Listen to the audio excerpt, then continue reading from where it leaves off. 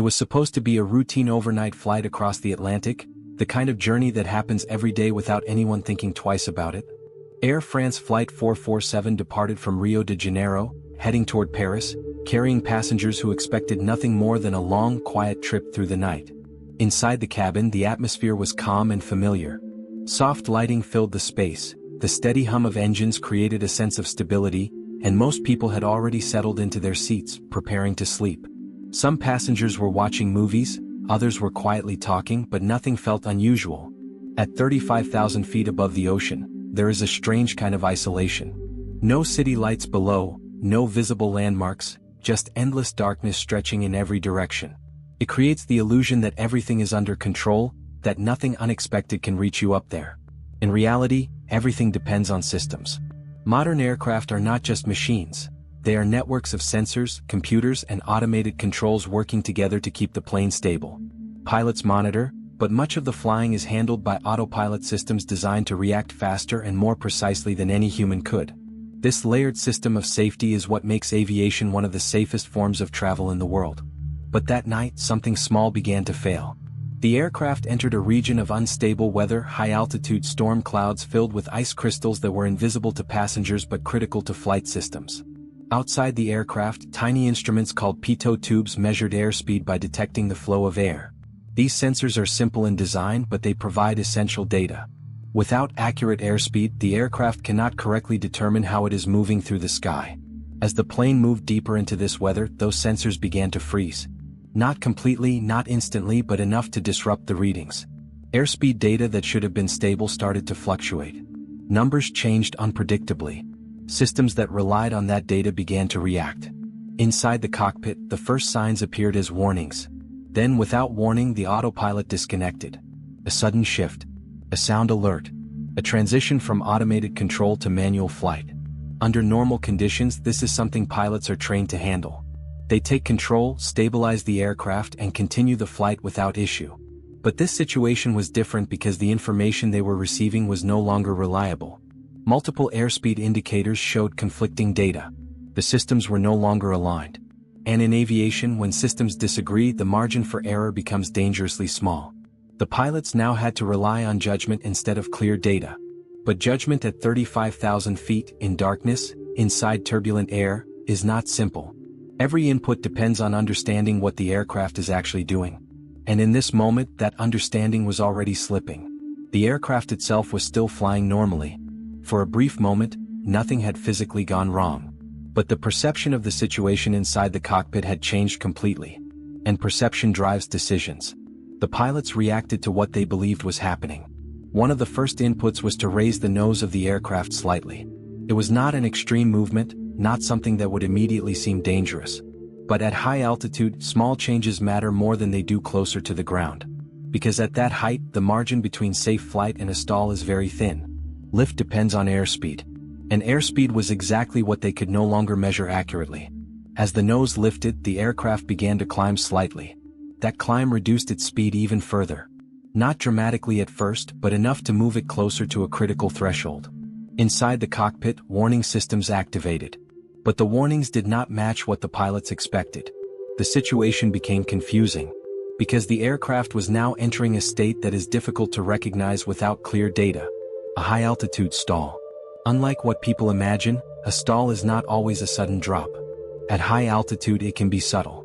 The aircraft continues to point upward, continues to move forward, but the wings are no longer generating enough lift to maintain stable flight.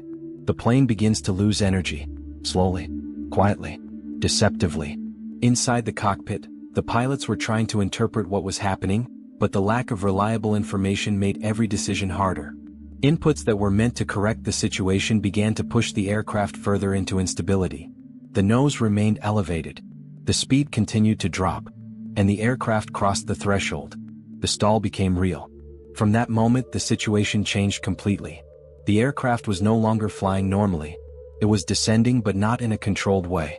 The nose remained high, the wings no longer producing enough lift, and the plane began to fall through the air while still appearing to be climbing.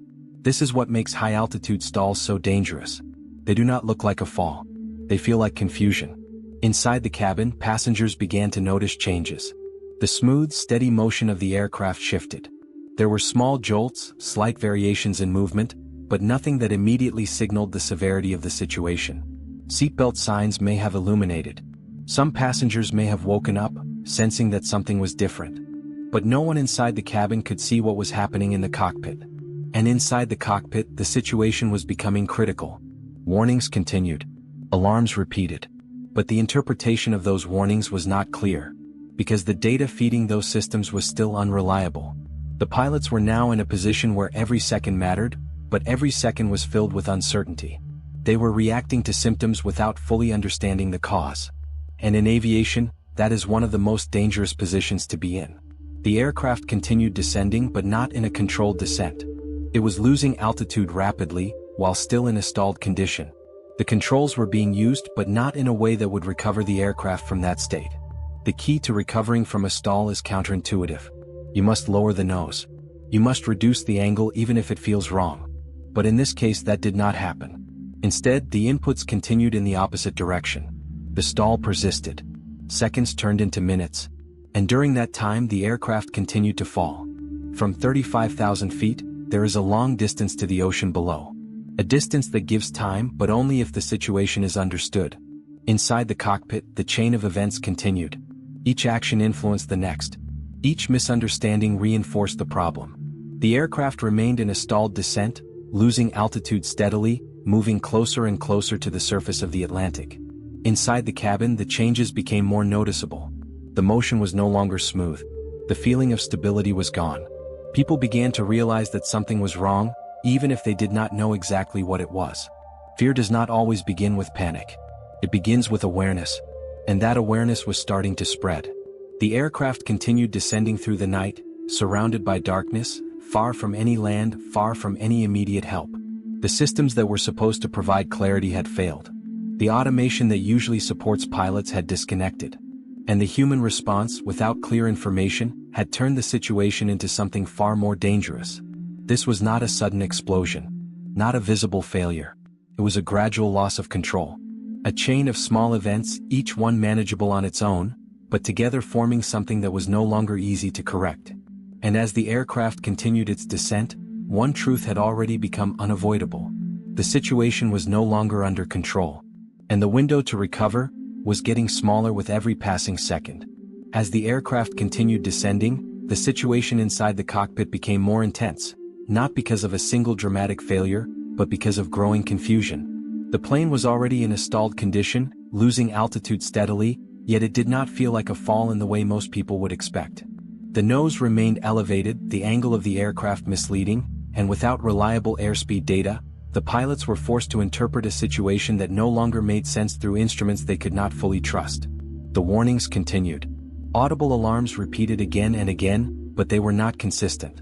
At times, the stall warning activated. Then it stopped. Then it returned. This inconsistency made the situation even more difficult to understand. Because when a warning appears and disappears, it creates doubt. It makes the pilots question whether the warning itself is reliable. And in this case, doubt became dangerous. The aircraft was still descending, still losing altitude, but the pilots did not fully recognize the stall for what it was. Instead of lowering the nose to regain lift, inputs continued in the opposite direction. The angle remained high. The aircraft continued to lose energy. Every second mattered now. At high altitude, recovery requires immediate and correct action. But as the plane dropped lower, the environment changed. Air density increased, speed changed, and yet the aircraft remained in a stalled state.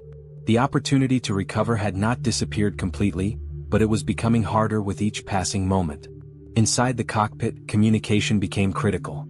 Pilots spoke quickly, trying to understand the situation, trying to interpret what the aircraft was doing. But their perspectives did not fully align. One pilot focused on one set of indicators, another interpreted different data, and without clear, reliable information, coordination became more difficult. Because in aviation, clear communication is everything. And in moments of uncertainty, even small misunderstandings can have large consequences. The aircraft continued descending through the darkness, now passing through lower altitudes where the air was thicker, but the condition of the aircraft had not changed.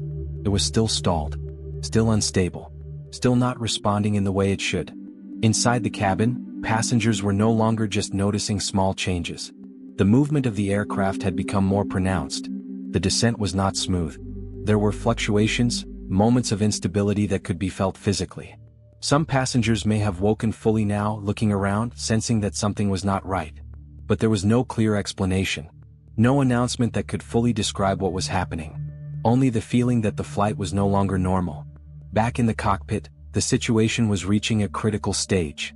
The altitude continued to drop, and with it, the time available to correct the problem. The aircraft was moving closer to the ocean, second by second, while still not in a stable flight condition. At some point, realization began to form. Something was very wrong. But understanding exactly what that was, came too late. The key to recovery remained the same. Reduce the angle, regain airspeed, re-establish stable flight. But the inputs required to do that were not being applied in time. The aircraft continued to descend, now at a rate that could no longer be ignored. The alarms continued. The system still attempted to provide warnings, but the earlier confusion had already influenced the response. When information is inconsistent at the beginning of a crisis, it shapes every decision that follows. And by this point, the situation had become extremely difficult to reverse. Altitude was being lost rapidly. The ocean was no longer an abstract distance below. It was getting closer. Inside the cabin, fear began to take shape. Not panic yet, but awareness turning into concern. The motion of the aircraft was different enough that it could not be ignored. People looked around, trying to understand, trying to read the reactions of others, searching for reassurance that was no longer there. Because the one thing that defines a normal flight is stability. And that stability was gone. Inside the cockpit, the final phase of the descent had begun. The aircraft was still in a stalled condition, still losing altitude, still not recovering. The time that had once been available was now almost gone. Every system was active. Every alarm had sounded. Every opportunity to correct the situation had been reduced to seconds. And still the aircraft continued downward. This is what makes accidents like this so complex. There was no single moment where everything failed at once. It was a sequence. A chain of events that began with something small and grew into something much larger. Sensors freezing. Data becoming unreliable. Autopilot disconnecting. Human response shaped by uncertainty. Each step connected. Each step building toward the next. And now, all of those steps had led to this moment. The aircraft was no longer in control. Not in the way it needed to be. And as it continued descending through the darkness, one truth had become unavoidable. There was almost no time left to fix it. As the aircraft dropped through lower altitudes, the situation reached a point where everything depended on seconds. The ocean was no longer an abstract distance far below. It was approaching, fast, even if it could not yet be seen through the darkness. Inside the cockpit, the environment had become intense, focused, and pressured in a way that left no room for hesitation. Yet hesitation had already taken its toll. The aircraft was still in a stalled condition. That had not changed.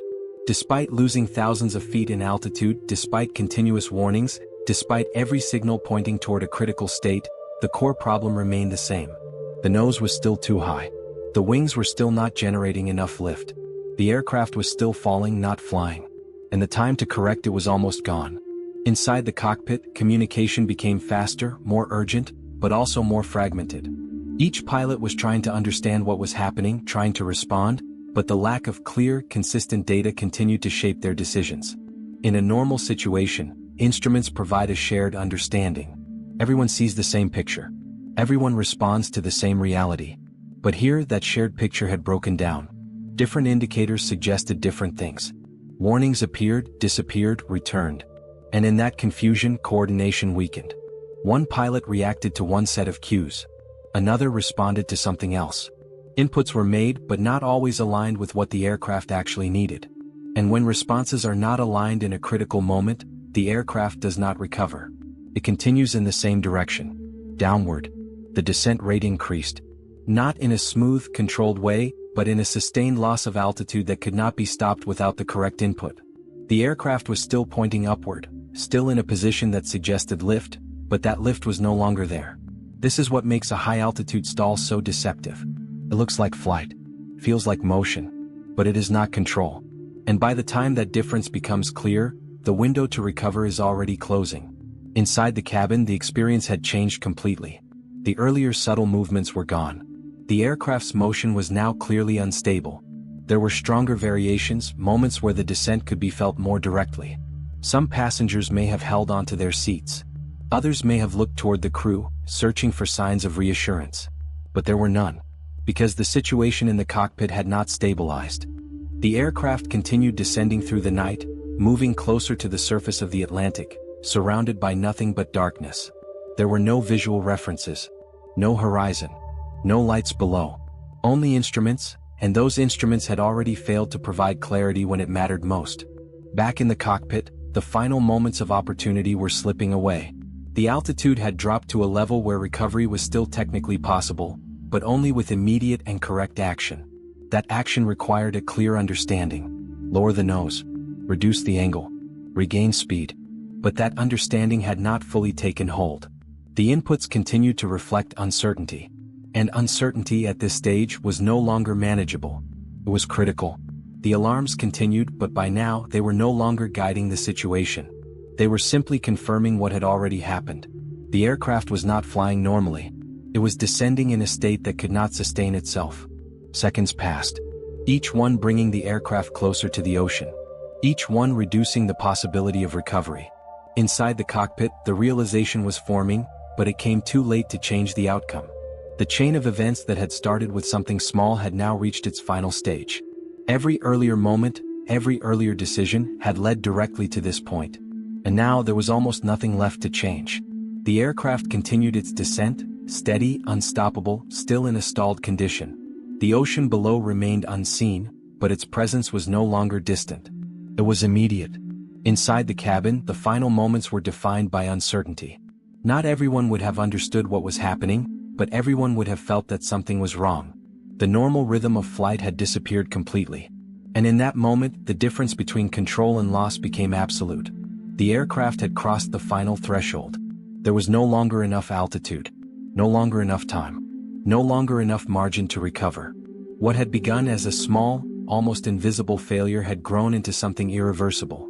Not because of a single catastrophic event, but because of a sequence of decisions shaped by uncertainty. And as the aircraft continued downward through the darkness, one truth became final. The flight would not recover. The chain of events had reached its end. As the aircraft continued its final descent, the last moments unfolded in a way that felt both fast and slow at the same time. Fast in reality, measured in seconds, but slow in perception, stretched by tension, by realization, by the awareness that there was no longer a way out of the situation. Inside the cockpit, everything had reached its peak. The confusion that had started earlier was now replaced by something heavier. Not clarity, not full understanding, but a growing realization that the aircraft was not responding the way it needed to. The controls were still active. Inputs were still being made. But the effect of those inputs was not enough to reverse what had already happened. The aircraft was still stalled. And it was now too low. Altitude, which had once provided time, was gone. What had started at 35,000 feet had been reduced to a distance that could no longer support recovery. The ocean below, still hidden by darkness, was now only moments away. The descent rate remained high. Not uncontrolled in appearance but unstoppable in reality. The nose of the aircraft had not been lowered enough to regain lift. Speed had not recovered. The wings were still not producing the lift needed to return to stable flight. And at this stage, physics does not wait. It does not adjust. It does not forgive delay. Inside the cockpit, communication became sharper, more urgent, but the window for effective action had already closed. There is a point in every critical situation where decisions no longer change the outcome. This was that point. The aircraft continued downward, cutting through the night air, carrying with it everything that had led to this moment. Every system failure, every warning, every decision shaped by uncertainty. All of it converging here. Inside the cabin, the final moments would have felt different for each person. Some may have fully understood that something was wrong. Others may have only sensed it through the movement of the aircraft. But what everyone shared was the loss of normal flight. The stability was gone. The predictability was gone. The quiet routine of a night flight had turned into something else entirely. The aircraft descended further. Closer. Closer. And then, in a moment that could not be reversed, the aircraft reached the surface. Impact. There was no explosion in the sky. No dramatic breakup visible from a distance. The aircraft struck the ocean at high speed, still in a stalled condition, still without the lift needed to stabilize. The force was immediate, final, and absolute. Everything stopped in that instant. The long chain of events that had begun with a small failure ended in a single moment of impact with the water below. The darkness of the ocean closed over what remained, leaving no visible trace on the surface that could fully represent what had just happened. Above there was nothing. No signal. No clear indication of the aircraft's final position. Only the absence of something that should have continued. Air traffic control lost contact. Radar return stopped. The aircraft, once a moving point across the Atlantic, disappeared. And with that disappearance came uncertainty. Because unlike crashes on land, the ocean does not immediately reveal what it takes. It hides. It absorbs. It makes discovery difficult, slow, and uncertain. Back on land, the first signs appeared not as confirmation, but as concern. Communication lost. Expected reports missing. A flight that should have continued, suddenly silent. Search operations would begin, but not with clarity. Not with a known location. Only with an estimated path. A last known position. And a vast ocean. Because the Atlantic is not a small space. It is immense, deep, and unforgiving. Finding anything within it requires time, coordination, and often luck. And in this case there was very little to guide the search. The aircraft had vanished. Not just crashed. Vanished from sight, from radar, from immediate understanding. What remained was a question. What exactly had happened in those final moments? Because from the outside there was no explosion, no visible disaster, no clear explanation. Just a flight that had been normal, until it wasn't. As the fourth phase of this story ends, the focus shifts. From the sky, to the ocean below. Because somewhere in that darkness, was the truth. In the days that followed, the silence left behind by the aircraft became louder than any alarm that had sounded in the cockpit. Air France Flight 447 had vanished from the sky, and for a long time, no one knew exactly where it had gone. The last known position was only an estimate, a point over a vast, dark stretch of the Atlantic Ocean where there were no landmarks, no visible clues, nothing that could immediately explain what had happened. Search operations began quickly, but they began with uncertainty. Aircraft were sent to scan the ocean from above. Ships moved into the area, navigating across open water that stretched endlessly in every direction. The challenge was not just to search. It was to search without knowing exactly where to look. Because the ocean does not reveal its answers easily. Days passed before the first signs appeared. Small pieces of debris were found floating on the surface. Fragments of the aircraft. Objects that confirmed what no one wanted to say out loud at first. The plane had not simply disappeared. It had gone down into the ocean. But even with that confirmation, the real questions remained unanswered. What had happened inside the cockpit? Why had a modern aircraft, equipped with advanced systems and trained pilots, failed to recover from a situation that, in theory, was manageable? The investigation began not with conclusions but with data. Every system message transmitted before the aircraft disappeared was analyzed. Automatic reports sent from the plane in its final minutes provided a fragmented picture of what had gone wrong. Those messages pointed towards something unexpected. Airspeed inconsistencies. Autopilot disconnection. Flight control issues. At first it seemed complex, unclear, difficult to piece together. But over time a pattern began to form. The sequence of events became more visible. Not as a single failure but as a chain. A small problem at the beginning. Sensors freezing. Data becoming unreliable. Then the next step. Automation disconnecting. Then the human response.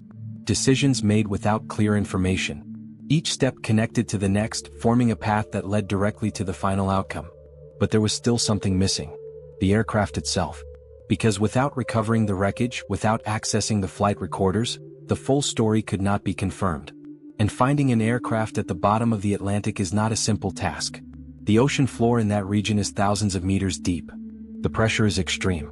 The terrain is uneven. Searching it requires specialized equipment, time, and precision. Months passed. Then years. The search continued, but success did not come immediately. For a long time the answers remained incomplete. And that uncertainty made the story even more powerful. Because this was not just a crash. It was a mystery. A modern aircraft disappearing in the middle of the ocean, leaving behind only fragments and questions. Finally, after nearly 2 years, the wreckage was located deep beneath the surface. Along with it, the flight recorders were recovered. And with those recorders came something that had been missing from the very beginning. Clarity. The data confirmed what investigators had begun to suspect. The aircraft had entered a high-altitude stall. The pilots, faced with unreliable airspeed data, had reacted in a way that unintentionally kept the aircraft in that stalled condition. The nose had remained too high. Speed had not been regained, and the aircraft had continued descending until impact. It was not a mechanical explosion, not a structural failure, but a combination of factors. A small technical issue, a loss of reliable information, and human decisions made under pressure. Each one alone manageable. Together, catastrophic. The investigation led to changes. Improvements in pilot training, especially in handling high-altitude stalls. Updates to procedures when airspeed data becomes unreliable. Reviews of how warning systems behave in situations where data is inconsistent. Because in aviation, every incident becomes a lesson. Every failure becomes a step toward preventing the next one. For the families of those on board, however, the story was never just about systems or procedures. It was about loss. About a moment that changed everything without warning, without explanation, until much later. And for the world, the story of Flight 447 became something else. A reminder that even in an industry built on precision, safety, and control, uncertainty can still exist. That small failures, when combined, can create situations that are difficult to recognize in real time. And that in critical moments, understanding what is happening is just as important as reacting to it. From beginning to end, the story followed a clear path. A routine flight, a small failure, a loss of reliable data, a chain of decisions shaped by uncertainty, and a final outcome that could not be reversed once the window to recover had passed. The aircraft did not disappear without reason. It followed a sequence. One that, once understood, revealed not just what happened, but why.